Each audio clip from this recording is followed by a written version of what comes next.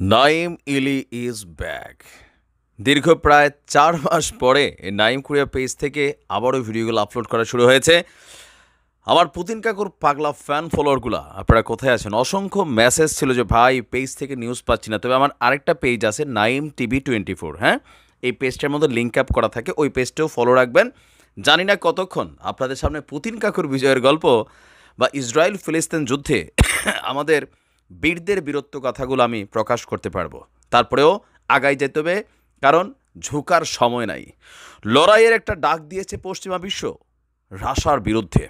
যেই কাজটা তারা নিজেরা করতে পারছে না, ভাড়াটিয়া রাষ্ট্র হিসাবে ইউক্রেনের মাথায় কাঁঠাল রাইঙা সেই কাঁঠাল খাওয়ার জন্য যে পরিকল্পনা, এটা পুতিনের কিন্তু বুঝতে দেরি নাই।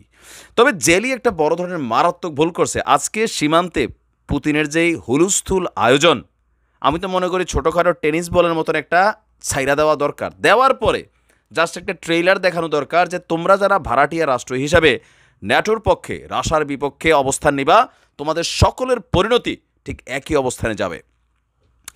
মার্কিন যুক্তরাষ্ট্র এবং কি যুক্তরাজ্য, জার্মানি, ফ্রান্স, ইউরোপীয় ইউনিয়নের বেশ কয়েকটা দেশ, তারা সকলেই চায় যে রাশিয়ার বিরুদ্ধে ইউক্রেন যেন রাশিয়ার ভিতরে হামলা করে।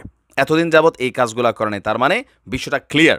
তো এই ক্লিয়ার জিনিসের জবাব দেওয়ার জন্য ইউক্রেনের সীমান্তবর্তী এলাকায় পারমাণবিক অস্ত্র উৎক্ষেপণের মানে মারার জন্য যে মহড়া, সেটার প্রথম পর্যায়ে শুরু করেছে রাশা। আপনার দেশটির প্রতিরক্ষা মন্ত্রণালয় বলছে পুতিন কাকুর নির্দেশে এই কৌশলগত পরমাণু অস্ত্রের মহড়া শুরু হয়েছে।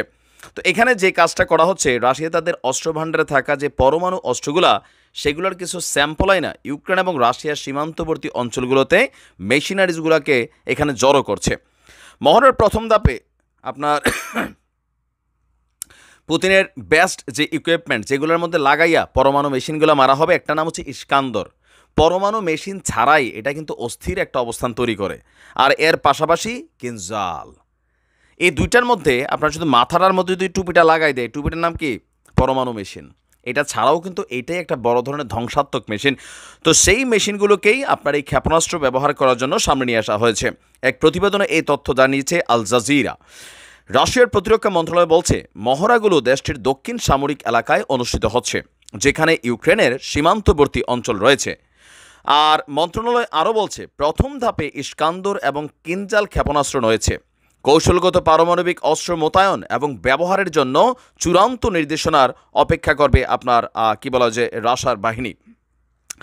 রাশিয়ার বক্তব্য যে রাশিয়া ফেডারেশনের বিরুদ্ধে রাশিয়ার আঞ্চলিক অখণ্ডতা এবং সার্বভৌমত্ব নিশ্চিত করাই এই মহড়ার উদ্দেশ্য। পারমাণবিক বিশ্লেষকরা বলছেন ইউক্রেনের যুদ্ধে পশ্চিমাদেরকে বিরত রাখতে, বিশেষ করে ন্যাটো যে ভূমিকা ইউক্রেনকে যে গ্রিন সিগন্যাল দিচ্ছে, সেই গ্রিন সিগন্যালকে আটকানোর জন্য রাশিয়া ইউক্রেনের অভ্যন্তরে হামলা চালানোর পাশাপাশি সীমান্তেও এই পারমাণবিক অস্ত্রগুলো এনে জড়ো করছে। কানেক্টিভিটি যেটা করতে চাচ্ছে যে আপনার যে যদি কোনো রকম অ্যাক্টিভিটিস হয়, তাহলে প্রথম মালটা কোথায় মারবে? এটা ইউক্রেনের মধ্যেই মারবে। তো ইউক্রেন যদি ভাড়াটিয়া হিসেবে গুন্ডামি করতে আসে, কিল তো বাবা খাবেই। শত্রুদের প্রতি তাক করে রাখা হয়েছে এই পারমাণবিক অস্ত্রগুলো। আর এখানে একটা মাইন্ড গেম তো অবশ্যই চলছে। তাত্ত্বিকভাবে এই ধরনের অস্ত্রের ব্যবহার পশ্চিমাদের একটি ধাক্কা দিবে বলেই বিশ্লেষকরা মনে করছেন। পারমাণবিক যুদ্ধ ছাড়াই বিশাল ঝুঁকিরও সম্ভাবনা রয়েছে। আপনার ফেডারেশন অফ আমেরিকার সায়েন্টিস্টদের তথ্য অনুসারে রাশিয়ার প্রায় 1558টি অকৌশলগত পারমাণবিক ওয়ারহেড রয়েছে, যদিও সংখ্যা সম্পর্কে কিছুটা ধোঁয়াশাও রয়েছে। তা আমি মনে করি যে দুই একটা অন্তত ছাইরা দেওয়া উচিত, যেন জেলির যে ফরফরানি বা তার দেশের নাগরিকরা তার বিরুদ্ধে যে অবস্থান, লাইক ইসরায়েলের মতন এরকম শক্তভাবে মাঠে নেমে যাবে, পুতিনের কিন্তু ঝুঁকার সুযোগ নেই। কারণ সারা পৃথিবীতে এখন একটাই প্লেয়ার আছে যারা পশ্চিমাকে চ্যালেঞ্জ দেয়। রাইসি সাহেব মারা গেছেন, একটা শূন্যতা তো তৈরি হয়েছে, এখন বাইচা আছে কাকু।